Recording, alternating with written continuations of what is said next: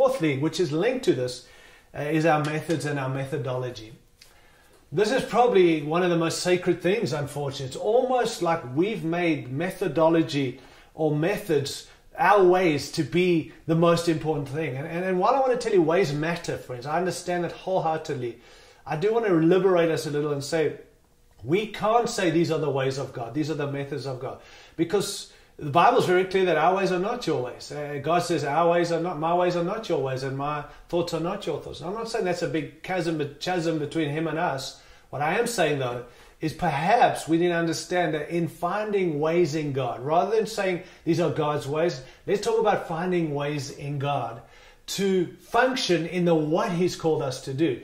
And so methodology has to change. It's almost like people have put the two together, the what we've been called to and the how have to be linked. And I want to say that God changes the hows in many things to fulfill the what, in seasons, in times. We can't be doing what they're doing in the 80s, although I love the 80s.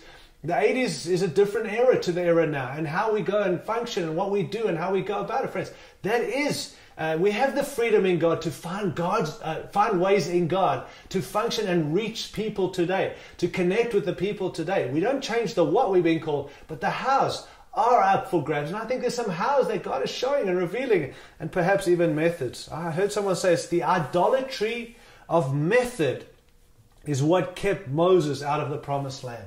He so idolized, and again, I think it's a radical statement. I'm sure that played a part, but I just thought it was a moment to say, hey, you know what, guys?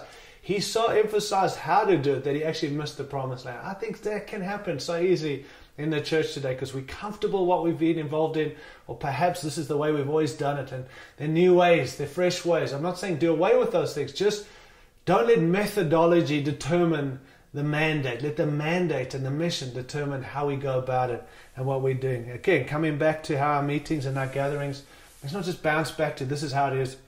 Let's find ways in God and so on.